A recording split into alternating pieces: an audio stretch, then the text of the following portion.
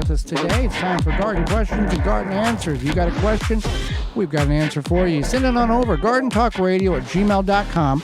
That's GardenTalkRadio@gmail.com. Or you can give us a call at toll-free 1-800-927-SHOW. That's 1-800-927-7469. This question is sponsored by Fleet Farm and FleetFarm.com. My corn this year came in so small and thin. I can't understand what I did differently this year from last year, except for the fact that it stayed extremely colder for an exponential amount of time well into summer. What else could cause me to have such tiny little corns? Okay. Nutrient deficiency in the soil. Corn is a very, very heavy feeder. In order to grow, you're growing a stalk, a vertical stalk, a small tree essentially, with one, possibly two ears. So it's going to take a lot of nitrogen, phosphorus, and potassium in order to get that to go. There's calcium and magnesium also is some nutrients that is needed. Watering regularly, they take a lot of water.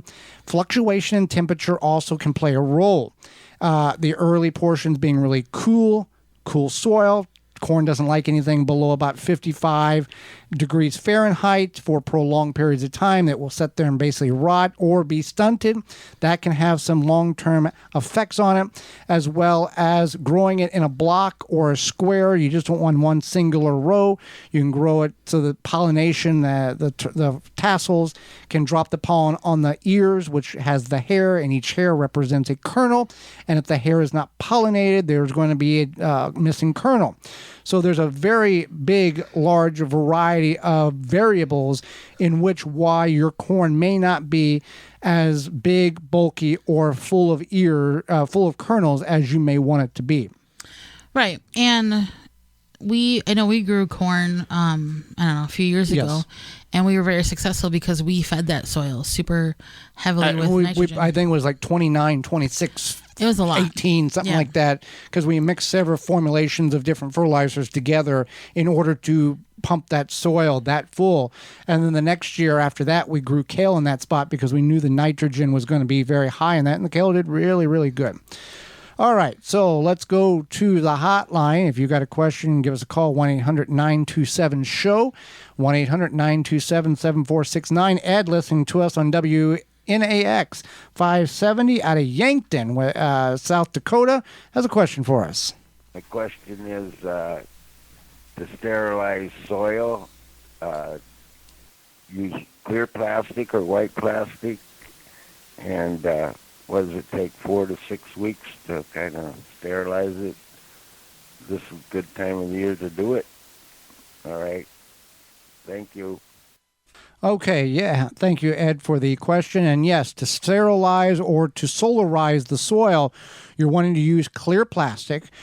Designate the area. You want to move out all the debris.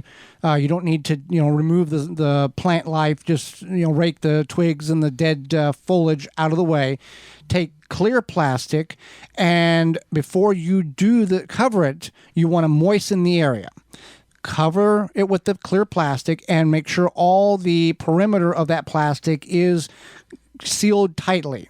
Make it like a greenhouse, so it's airtight as much as possible. Then in about 4 to 6 weeks, you're going to see the plant life and everything die off under that plastic. You're going to, if done correctly, you're going to see moisture cling to the top of that plastic. If you do not see moisture, if you see it early but don't see it later, remove that plastic back, wet the area down, and reapply the plastic. What has occurred is a hole or a way for that moisture to escape. That moisture is part of this solarization process. What you're doing is basically baking the soil to kill off seeds and plant life so you can have a clean palette in order to plant or next spring or this fall.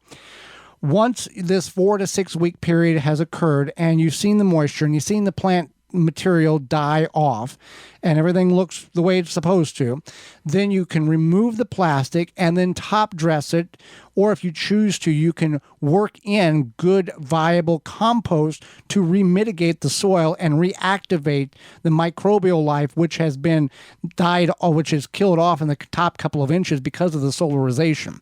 So then you've got a good, clean, mostly sterile soil. There's going to be some seeds that are deeper that's not going to get killed off because of the heat, but that's how you do it, and it works very well. But clear plastic is the key, and that moisture to get this to work correctly is also the key. Absolutely. So our next question is... I have 3 Hubbard squash plants growing beautifully. Lots of flowers, lots of pollinators, only 2 that have fruit producing so far. Both died off. What's going on? Yeah, so you want to make sure that there's female flowers. So if their female flowers are pollinated properly, so the fruit will then begin to grow and suddenly shrivel up and die if they aren't pollinated properly. Say that 10 times fast. So what you want to do is you can, when you see the first set of flowers come out, you can take your finger and kind of hit the flower in the center, because then it thinks like, I'm going to get pollinated. You can invite pollinators to your garden, and then you can hand pollinate if you can hand pollinate. That seems to be the answer here. If you're not getting good pollination, Holly, that the bees aren't doing what it needs to do or whatever. There are ways and steps in order to take and pollinate manually in order to get a good fruit development. And if a plant like a Hubbard squash here or a watermelon or fill in the blank, if it doesn't have the proper pollination or doesn't have enough nutrients, it will kick off fruit that it cannot sustain and focus fruit that it can. Right. Okay, what are these tomato-looking, next question, fruits on my potato plants? Yeah, so if the flowers are pollinated, small fruits can form. They look like tiny tomatoes, and if they mature, they can turn into potato seeds. Yes. I guess. But nobody knows if potato seeds are a thing. I guess. Well, they're a thing. They're a thing, but if they're going to grow, right? Yeah. There are some clubs and there are some professionals that take those traits out of those little green tomato-looking fruits that hang off your potatoes. Don't eat them. They're toxic, but they do contain, if mature, and the proper amount of moisture in the plant is, and all key elements are good, it will produce seeds inside of it. And you can grow a potato, but sometimes it doesn't have the exact same traits as the one that you've got. And that's why it's recommended and advisable to grow a potato from the tuber as we traditionally do, than try to get the seeds and start the seeds and go that route. But that's what they are. They're just potato seeds, part of the fruit, part of the reproductive system of the potato. So don't eat them. Don't worry about them. They're not hurting anything. You just let them be there, and when the plant dies off, you'll be good to go. I just wanted to make mention. Yes. They are selling now electronic canners, pressure canners, and it's a specific thing. It's not an electric pressure cooker like an Instapot. It's an actual canner. So I don't want anybody to get confused that you can use your Instapot to can. You cannot. It doesn't get up to temperature or pressure. We want to make sure it's a true canner. All right. For more information, please visit thewisconsinvegetablegardener.com.